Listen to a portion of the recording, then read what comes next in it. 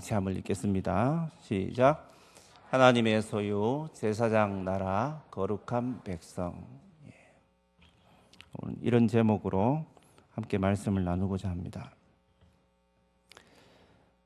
우리 이제 어린 아이들이 어른으로 성장해 가면서 왜라는 질문을 점점 잃어갑니다.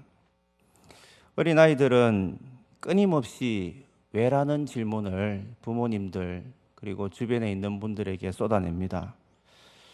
이것은 왜 그렇지요? 라고 궁금해하고 또 신기하게 여기기 때문에 모든 것이 아는 것보다 모르는 게 훨씬 더 많기 때문에 계속 궁금해하고 왜라는 질문을 쏟아놓게 됩니다. 그런데 이 어린아이들이 조금씩 알게 되고 이제 청소년이 되고 또 어른이 되게 되면 왜라는 질문이 점점 사라지게 됩니다. 세상을 좀 살다 보면 이제 주로 어른들이 하는 얘기가 별로 궁금하지 않는 겁니다.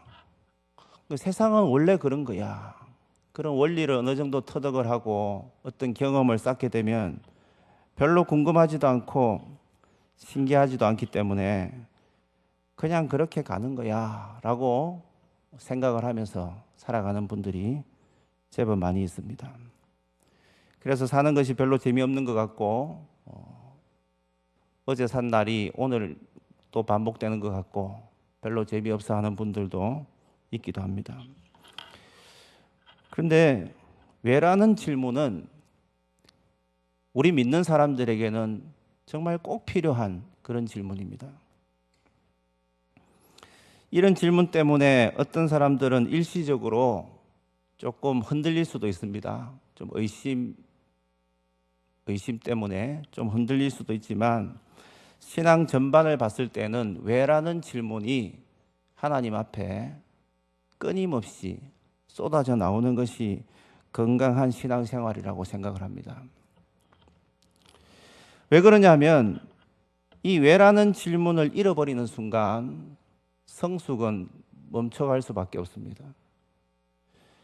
우리의 믿음은 이 왜라는 질문을 통해서 끊임없이 말씀을 더 깊이 이해하려고 노력을 하게 되고 하나님을 알고자 하는 마음이 자꾸 생기고 기도할 때에도 열정이 생길 수가 있는 것입니다.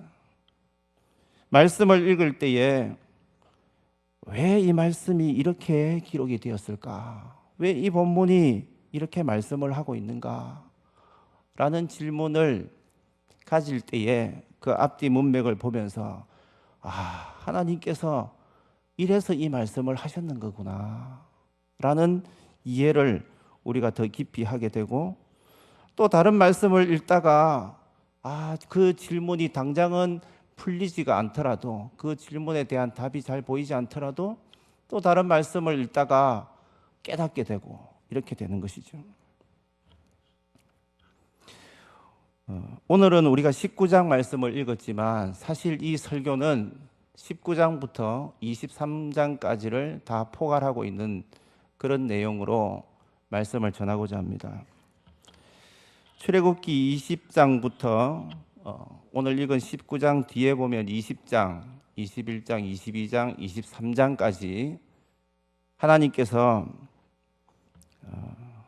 여러 계명과 또 율례들을 쭉 이렇게 기록하고 계십니다. 그 가운데에 23장 부분을 보면 크게 세 가지를 하나님께서 명령하시는데 첫 번째는 법을 집행할 때에 공평해야 된다라는 그런 말씀을 24장 9절까지 말씀을 하고 있고 두 번째는 10절부터 13절까지 내용에서 너희들은 안식년을 지키고 안식일을 지켜야 된다라는 말씀을 하고 있습니다.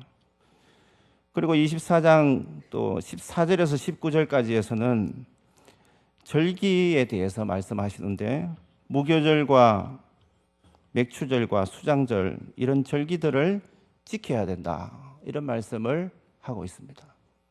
물론 20장에서는 우리가 잘 아는 대로 10계명의 내용이 이렇게 기록이 되어 있습니다. 그런데 왜 우리는 이런 것들을 지켜야 됩니까? 라는 질문으로 우리가 이 설교를 들어야 합니다. 왜 이 말씀을, 이 율례들을 지켜야 됩니까? 특별히 23장 그 두 번째 부분에 보면 안식년과 안식일을 지켜야 된다는 말씀을 하고 있는데, 이것은 사람이 안식년이나 안식일을 지키기 위해서는 어떻게 해야 됩니까? 무엇보다 인간적인 그런 욕심을 쉬어야 되는 것입니다. 안식일을 잘 지키지 않고 안식년을 잘 지켜내지 않고 있다는 것은 욕심을 쉬지 않는 것입니다. 욕망이 쉬지 않으면 안식일이 있을 수가 없고 안식년이 있을 수가 없습니다. 쉬지 않고 계속해서 일을 하게 되면 더 많은 욕심, 더 많은 것들을 채워낼 수 있고 뭔가를 이룰 수는 있을 것입니다. 그런데 이 안식년을 지키게 되면 자기가 얻게 되는 그 이득보다는 가난한 사람들, 그리고 들짐승들이 이 안식년을 지키게 되면 혜택을 더 많이 누리게 되고, 또 안식일을 지키게 되면 본인보다는 짐승들이나 부리고 있던 종들이 쉬게 됩니다. 좀 더 안식년은 안식일을 지키지 않고 달려가면, 쉬지 않고 일을 하게 되면 주변에 있는 사람들보다 더 많은 것들을 쌓을 수 있고 경쟁자들을 앞서 나갈 수는 있지만, 하나님께서는 분명히 말씀하십니다. 안식년과 안식일을 지켜야 된다라고 말씀하십니다. 왜 그렇습니까? 그것은 하나님 앞에서 자기의 욕심을 내려놓으라는 그런 뜻이 담겨 있는 것입니다. 세 번째 부분에 절기를 지키라고 말씀을 하고 있는데, 여기에 여러 절기가 나오지만 무교절 같은 경우에는 출애굽 사건과 관련이 있고, 또 맥추절과 수장절은 농사와 관련이 있습니다. 농사를 짓고 이제 거두어 드리는 그 열매를 하나님 앞에 바치라는 그런 말씀입니다. 우리가 상식적으로 생각할 때 농사를 지을 때 많은 애를 쓰게 됩니다. 고생을 하게 되고 온갖 수고를 다하고 항상 관심을 가지고, 그러니까 애착을 가지게 됩니다. 왜 그러냐면 자기의 땀과 눈물과 마음을 쏟아부어서 혼신의 힘을 다해서 농사를 자기 스스로 생각할 때는 자기가 지었다고 생각을 하기 때문에 그렇습니다. 그런데 하나님께서는 말씀하시기를 꼬박꼬박 그 열매를 하나님 앞에 바쳐야 된다라고 말씀합니다. 왜 바쳐야 되는가? 왜 이 절기를 지켜야 되고, 왜 법을 지켜야 되고, 왜 하나님께서 주시는 그 계명들을 지켜야 되는가? 그것을 우리가 알아보고자 합니다. 사랑하는 성도 여러분, 오늘 우리가 살피게 되는 이 말씀은 출애굽기 20장부터 23장까지 이 여러 내용들을 같이 포함하고 있는 내용인데요. 특별히 율법을 지켜야 되는 이유를 분명하게 우리가 알아야 된다라는 말씀을 하고자 합니다. 이 율법을 지켜야 되는 이유를 놓친 사람들이 있습니다. 놓치게 되면 엉뚱한 방향으로 가게 됩니다. 특별히 이 신약에 보면 인물들이 나오는데, 그 가운데 바리새인들은 율법을 지켜야 되는 이유를 명확하게 알지 못했습니다. 지키라니까 그냥 지켜야 되는구나 라고 생각을 했습니다. 그러니까 어떤 지경에 놓이게 되느냐 하면 율법주의자로 치우쳐가는 것이죠. 율법을 지켜야 되는 이유를 놓쳐버리고 살면 지키면 지킬수록 더 하나님이 원하시는 방향보다 엉뚱한 방향으로 나아가게 된다는 것입니다. 율법을 지켜야 하는 이유가 뭡니까? 구원을 받기 때문입니까? 그렇지 않습니다. 율법을 지켜야 구원받는다 그러면 우리는 이 자리에 있는 분들은 한 사람도 구원받지 못할 것입니다. 완벽하게 지켜내는 사람이 없기 때문에 그렇습니다. 이스라엘 백성들은 율법을 지켜야 했고 오늘날 시대를 살아가고 있는 저와 여러분들은 하나님께서 주시는 이 말씀을 지켜야 되는데 그 이유에 대해서 오늘 읽은 이 19장 1절부터 6절 말씀에 기록이 되어 있습니다. 하나님께서는 율법을 주시기 전에 왜 이스라엘 백성들이 이 율법을 지켜야 되는지, 그리고 이 시대를 살아가고 있는 우리들이 왜 하나님께서 주시는 이 말씀을 지켜야 되는지 그 이유를 분명하게 말씀을 하고 있습니다. 1절부터 6절 이 짧은 구절이지만 이 말씀은 전체 앞뒤 내용을 봤을 때 20장부터 흘러가는 23장까지의 모든 율례를 지키라는 말씀보다 더 중요한 말씀입니다. 그렇다면 이 출애굽기 1장에서 19장 1절에서 6절까지 나오는 핵심적인 내용이 무엇입니까? 그것은 바로 하나님께서 이 율법을 주시기 전에 하나님 앞에서 이스라엘 백성들이 누구인지를 알아라는 말씀을 하고 있습니다. 너희가 어떤 존재인가, 그 존재성, 그 정체성을 분명히 알아야 된다는 말씀을 하고 있는 것입니다. 이스라엘 백성들은 4절 말씀에서 나오는 것처럼 이 독수리 날개라는 표현을 하고 있습니다. 독수리 날개로 너희를 업어서 내게로 인도하였다라고 말씀하시는데, 독수리 날개로 업었다는 것은 우리가 잘 아는 출애굽 사건을 말씀을 하고 있습니다. 너희는 어떤 존재인지 아느냐? 너희는 바로 하나님이신 천지 우주 만물을 통치하시고 다스리시는 살아계신 하나님께서 출애굽시킨 은혜 받은, 은혜를 경험한 존재들이다, 이 말씀을 하고 있는 것입니다. 너희들이 율법을 지켜야 되는 것도 맞지만 더 중요한 것은 너희가 살아계신 하나님 앞에서 어떤 존재인지를 아는 것이 더 중요하다라는 말씀을 하고 있는 것입니다. 이스라엘 백성들의 정체성과 그 기원은 혈연에 있는 것이 아니라 출애굽에 있다고 볼 수 있는 것입니다. 이 출애굽 사건은 새롭게 거듭난 사건과 흡사한 그런 내용을 담고 있는 것입니다. 출애굽의 의미는 하나님께서 이미 창세기에도 기록이 되어 있는 것처럼 믿음의 족장들을 통해서 아브라함, 이삭, 야곱을 통해서 이미 주신 그 약속, 그 언약의 말씀을 성취하기 위하여서 하나님이 이미 택한 이 이스라엘 백성들을 선택하셔서 출애굽시키셔서 어떤 존재로 세우기 위한 하나님의 뜻이 있는 것입니까? 그것은 바로 이 출애굽을 통하여서 광야로 이끌어가고, 광야에서도 마찬가지고 가나안 땅에 가서도 마찬가지고, 이들이 이방 잡신을 섬기지 않고 다른 어떤 것들도 섬기지 않고 오직 살아계신 하나님만을 예배하는 존재로 세우기 위한 위대한 하나님의 꿈, 하나님의 뜻이 있다라는 말씀입니다. 그래서 하나님께서는 광야로 인도해 나가시고 광야에서 성막을 세우는 장면을 출애굽기 마지막 몇 장에 걸쳐서 기록을 하고 있고, 또 시내산에서 오랫동안 머물면서 레위기서를 하나님께서 또 모세를 통해서 기록하게 하시지 않습니까? 그러니까 하나님께서는 출애굽을 경험한 이 사람들이 하나님의 말씀대로, 하나님의 그 원대한 그 뜻대로 살아가기를 원하셨다라는 것입니다. 그 계획 속에 이스라엘 백성들이 있는 것입니다. 그래서 오늘 우리가 읽은 말씀처럼 하나님의 속마음은 뭐냐 하면, 너희는 나의 소유다, 너희는 내 것이다, 너희 마음대로 움직일 수 있는 그런 존재가 아니라는 것을 다시 한번 각인시키고 있는 것입니다.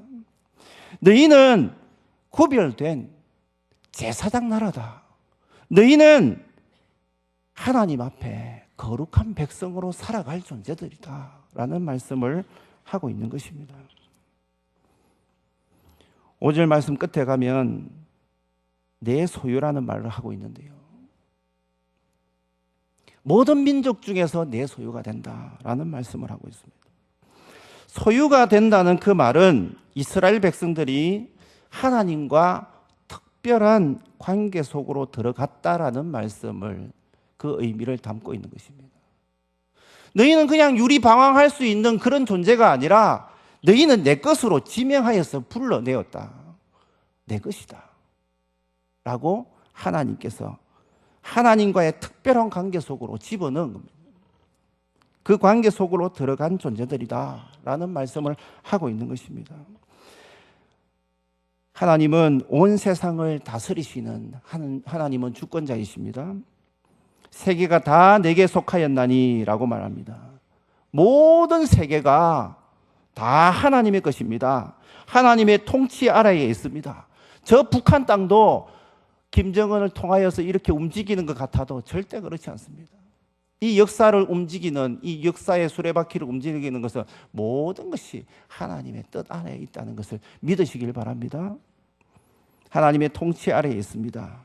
그런데 많은 것들이 다 하나님의 것이지만 특별히 이스라엘 백성들을 이끌어서 내 소유다라고 말씀을 하고 있습니다. 이것은 뭐냐 하면 다른 것들보다 구별되이 더 특별하게 너희를 귀하게 여긴다, 이런 말입니다. 더 귀하게 여긴다는 말입니다. 온 세계가 다 하나님의 것이지만 하나님께서는 이스라엘 백성들을 가장 보배로운 소유로 삼겠다라는 하나님의 의지가 보이는 부분입니다. 두 번째로 제사장 나라라는 표현이 있는데, 이스라엘 백성들이 하나님과 특별한 관계 속에 들어갔습니다. 그 관계를 말하고 있는 핵심적인 내용이 뭐냐면 제사장 나라라는 표현입니다. 이 설교에서 가장 중요한 부분입니다. 이스라엘 백성들은 세상 나라의 죄를 대신 짊어지고 하나님 앞에 나가는 중보의 역할을 하는 제사장 역할을 해야 된다라는 그런 말씀을 하고 있는 것입니다. 우리가 다 알듯이 제사장의 세 가지 의무, 특별히 여러 가지가 있지만 특징적인 세 가지 의무를 든다고 하면, 첫 번째는 여호와 하나님 앞에서 성소와 제단의 봉사를 하는 일입니다. 두 번째는 하나님의 율법을 백성들에게 부지런히 가르치는 일입니다. 세 번째 일은 백성들을 위해서 하나님의 뜻을 묻는 것입니다. 기도하는 겁니다. 하나님으로부터 제사장 나라가 되고 거룩한 백성이 되리라는 이 말씀은 세계의 여러 민족들을 대신해서 그들을 대표해서 하나님 앞에 서 있는 자, 서서 무엇을 하는 자입니까? 제사장처럼 하나님 앞에 눈물로 기도하는 사람이 되어야 된다. 그 나라가 되어야 된다라는 말씀을 하고 있는 것입니다. 하나님께서는 이스라엘 백성들을 그렇게 부르셨습니다. 이 시대의 영적인 이스라엘은 바로 우리 대한민국이 되어야 할 줄로 믿습니다. 우리 대한민국이 심각한 위기에 빠졌다고 많은 사람들이 이야기를 하지만 저는, 물론 저 말고도 많은 분들이 그렇게 생각하실 것 같습니다. 이것이 기회라고 생각을 합니다. 지금 70년 이상 지금 흘러온 그 휴전되어서 지금 갈라져 있는 이 애매하고 이 괴로운 이 상황을 끊어버릴 수 있는 출발점이라고 생각을 합니다. 하나님께서는 제사장 나라로 택하신 이스라엘 백성들을 너희는 제사장 나라로 일을 해라. 제사장 나라로 너희는 택함 받았다.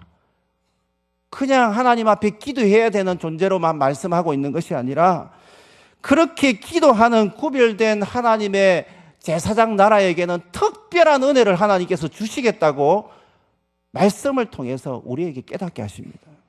그 한 가지 증거가 무엇이냐면 애굽 땅에 있을 때에 이스라엘 백성들이 특별한 경험을 했다는 것입니다. 그 힘든 땅, 그 괴로운 땅에서 이스라엘 백성들이 어떤 특별한 경험을 했습니까? 하나님께서 출애굽시키기 이전에 10가지 재앙을 내리시는데 그 무시무시한 재앙들, 첫 번째 재앙부터 한 가지라도 무섭지 않은 재앙이 어디 있습니까? 첫 번째 재앙은 그냥 괜찮고 마지막 재앙은 무시무시한 것이고 그런 것입니까? 그렇지 않습니다. 첫 번째 재앙부터 정말 살아남기 힘들 정도로 너무너무 괴롭고 힘든 그런 재앙들입니다. 그 무서운 재앙들을 애굽 땅에 하나님께서 쏟아 부으시는데, 더 놀라운 사실은 하나님께서 이미 계획 속에 선택하여 불러내으신, 이미 하나님 마음속에 선택된 백성들, 이스라엘 백성들은 털것 하나도 다치거나 상하는 일이 없었다는 사실입니다. 이들은 고센 땅에서 하나님께서 구별하여서 그 땅에서 안전하게 보호하여 주셔서 아무런 재앙도 그들에게는 아무런 해를 끼치지 않도록 하나님께서 특별한 보호막으로 이렇게 기적같이 지켜주신다는 것을 우리가 볼 수 있습니다. 제사장 나라의 특권은 이런 것입니다. 저는 북한이 핵실험을 하고 어제 우리나라 대통령이, 저도 오전에 한 30분 정도를 그 실황하는 그 방송을 보았는데요. 정부가 이제는 더 이상 참지 않겠다, 강경한 의지로 끝까지 대응하겠다는 말씀을 합니다. 국회 연설을 하는데 핵심은 그것입니다. 국민이 탄압하지 않으면 이 일을 해나갈 수 없다라는 그런 말씀을 했습니다. 이것이 전화위복의 기회라고 생각을 합니다. 이 땅이 얼마나 무질서하고 얼마나 분열이 되어 있습니까? 갈갈이 찢어질 정도로 모든 관계가 다 찢어져 있습니다. 국민들이 정부를 신뢰하지 못하고 국회의원들을 다 신뢰하지 못하고 기성세대들을, 젊은 세대들은 신뢰하지 못하고 부모님들을, 어린 자녀들은 신뢰하지 못하는 이 안타까운 이 현실 속에 가정과 이 사회와 이 정부가 다 무너질 대로 무너지고 관계가 다 깨어진 이 상황 가운데에 하나님께서는 특별하게 우리에게 주신 기회라고 생각을 합니다. 이번 기회를 통하여서 이 무너진 나라가 회복되고 이 분열되어 있는 수많은 교회들이 다시 회복되고 하나님 앞에 눈물의 기도를 잃어버린 교회들이 다시 회복되고 제사장 나라의 특권을 다시 회복할 수 있는 기회라고 생각을 합니다. 하나님께서는 제사장 나라, 하나님께서 선택하여 주신 이스라엘 백성들처럼 이 시대에 영적인 이스라엘로 살아가기를 소망하는 이 한국 땅이, 이 대한민국의 수많은 교회들이 눈물로 하나님 앞에 기도할 때에 하나님께서는 특별한 은혜로 제사장의 특권같이 보호해 주실 줄 믿습니다. 미사일이 두려운 것이 아니라 이 시대에 가장 안타깝고 두려운 일은 하나님 앞에 제사장 나라의 역할을 감당하지 못하는, 기도하지 않는 이 대한민국의 한국 교회입니다. 한국 교회가 하나님 앞에 제사장 나라로 바로 서게 되면 북한이 두려울 것이 무엇이 있습니까? 저 중국이 무서울 게 무엇이 있습니까? 하나님께서 우리에게 던지는 메시지는 바로 이것입니다. 너희가 나의 소유된 백성이다. 너희는 내 소유다. 너희는 안전하게 지켜주실 하나님의 것이다. 뿐만 아니라 너희는 하나님의 구별된 제사장 나라다. 너희는 거룩한 백성이다. 그러니까 강해져라. 강해지고 하나님이 원하시는 그 뜻을 따라서 위치를 잘 지키라. 이런 말씀을 하고 있는 것입니다. 독수리 날개로 업어서 하나님께서 불러내셨습니다. 말씀을 다시 보시면 4절을 한번 보시기 바랍니다. 같이 읽겠습니다. 시작. 내가 애굽 사람에게 어떻게 행하였습니까? 내가 어떻게 독수리 날개로 너희를 업어 내게로 인도하였음을 너희가 보았느니라. 다 보여주었다 이 말입니다.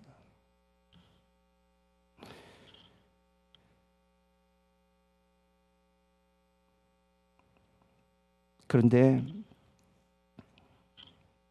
세상 나라에 이 죄를 중보하는 중책을 맡고 있는 이 대한민국의 교회들이, 이 모든 성도님들이 제사장 나라라는 그 의미를 되새기지 못하고 내가 하나님 앞에 어떤 존재인지를 기억하지 못하고 살아가는 사람들이 너무나 많다는 것이 안타까운 현실입니다. 정말 중보하는 하나님 앞에 이 죄를, 이 나라의, 세상 나라의 죄를 중보하는 제사장 나라가 되기 위해서는 하나님 앞에 구별되어야 됩니다. 거룩해야 됩니다. 이스라엘 백성들은 하나님 앞에서 거룩한 백성이 되어야 된다라는 말씀을 하고 있습니다. 제사장이 거룩하지 않으면 어떻게 됩니까? 죄를 중보하는 사역을 감당하기 어렵습니다. 그래서 하나님은 이스라엘 백성들을 거룩한 백성으로 삼으시겠다라고 말씀합니다. 거룩하게 되었다는 것은 특별히 구별되었다는 그런 뜻입니다. 하나님께서 어떻게 이스라엘 백성들을 독수리 날개로 업었다는 표현을 지금 하고 있습니까? 우리가 오늘 읽은 이 1절 말씀을 보시면 이스라엘 자손이 애굽 땅을 떠난 지 3개월이 되던 날 그들이 시내 광야에 이르니라 라고 말합니다. 물론 이곳에서 오랫동안 있습니다. 애굽 땅을 떠난 지 3개월 동안 많은 일들이 일어났습니다. 예를 들면 12장에서는 10장부터 이렇게 걸쳐서 10가지 재앙과 출애굽 사건이 일어나고 13장에서는 구름 기둥과 불 기둥으로 하나님께서 이스라엘 백성들을 지켜 보호하는 장면을 우리가 보게 되고요. 14장에 가면 홍해를 건너는 장면이 나오고 15장으로 가면 마라의 썸물을 만나게 되는데 불평불만할 때에 하나님 앞에 기도함으로 달게 되는 그런 역사를 경험하게 됩니다. 16장에 가서도 또 놀라운 일들을 경험하는데 신광야에서 만나와 메추라기를 먹이시는 하나님의 놀라운 기적과 같은 일들을 경험합니다. 17장에 가서도 르비딤에서 반석에서 물을 쏟아내어서 물을 먹는 그런 장면들과 아말렉과의 그 전투 가운데에 아론과 훌이 모세의 두 팔을 잡고 이렇게 기도하는 장면. 여러분, 여기서 우리가 깨닫는 것이 뭡니까? 중요한 것은 3개월 동안, 이 100일에 가까운 이 3개월 동안 일어나는 이 일들은 우리 인생 가운데에 정말 한 번도 경험하기 힘들 만큼 정말 기적과 같은 일들이 3개월 동안 어마어마한 기적을 경험했는데 그 해결책은 뭐냐 하면요, 하나님 앞에 엎드릴 때에 이 기적들이, 놀라운 기적들이 하나님께서 일으켜 주신다는 그런 말씀입니다. 사랑하는 성도 여러분, 오늘날 이 시대를 바라볼 때에 우리에게 가장 심각한 문제가 무엇입니까? 그것은 바로 우리의 정체성을 잃어버리고 잊어버리고 살아가는 부분이 가장 큰 것입니다. 우리는 하나님께서 기도하라는 특명을 받은, 기도의 특권을 가지고 있는 제사장 나라의 역할을 감당해야 됩니다. 이스라엘 백성들이 하나님의 놀라운 기적을 경험하는 이 장면들을 보면 전부 다 기도와 연관이 있습니다. 기도할 때에 하나님께서 하늘 문을 여시고 이스라엘 백성들의 그 안타까운 모습들을 다 해결해 가십니다. 여기서 우리가 바라볼 수 있는 것은 뭐냐면 독수리 날개로 하나님께서 업어서 출애굽시켜서 이렇게 훈련시키는 장면을 우리가 보게 되는데요. 이 훈련은 뭐냐 하면 겸손의 훈련이요, 기도의 훈련입니다. 독수리가 어떻게 훈련시킵니까?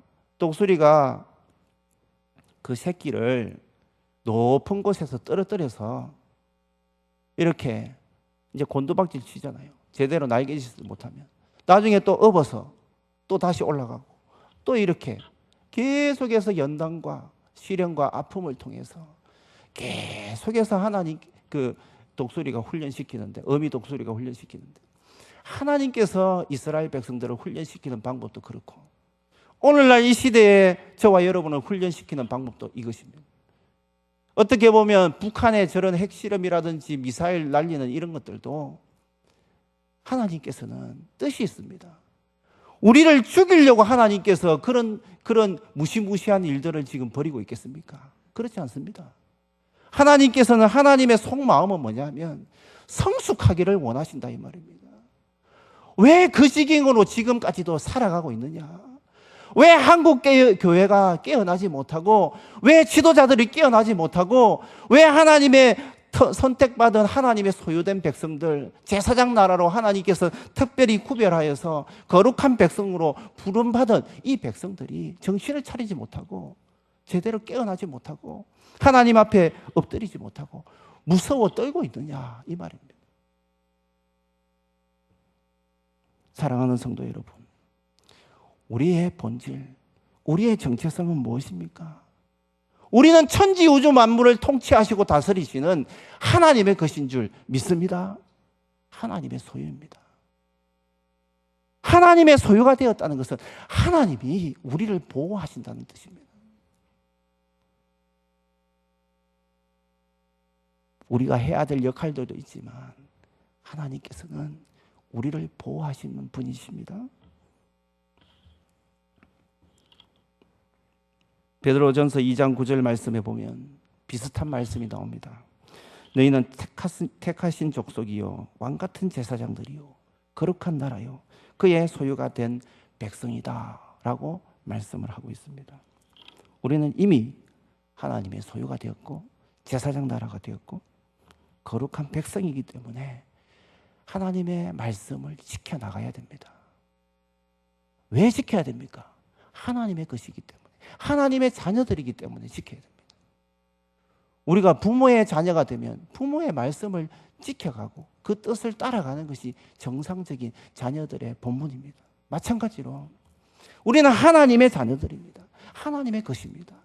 우리의 생각대로, 우리의 마음 가는 대로, 우리의 욕심을 채우기 위해서 살아가라는 뜻이 아니라 하나님의 뜻, 그것은 바로 제사장 나라, 거룩한 백성, 그것은 이 시대에 봉착한, 이 직면한 이 아픔을 바라보면서 제사장 나라처럼 그 본분을 지키는 기도의 사람이 되라.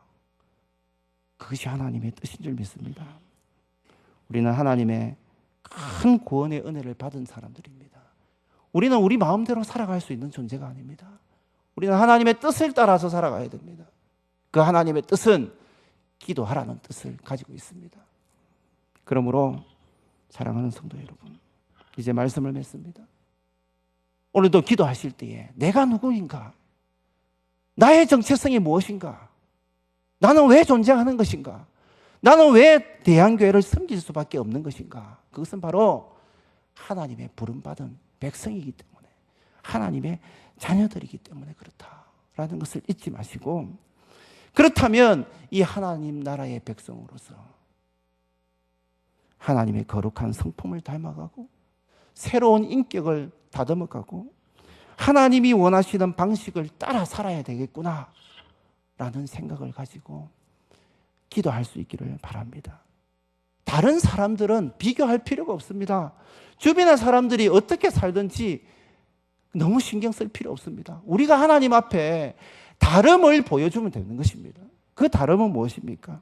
하나님 나라 백성다운 품격 있는 구별된 그 다름을 증거하는 저와 여러분이 될 수 있기를 간절히 바랍니다.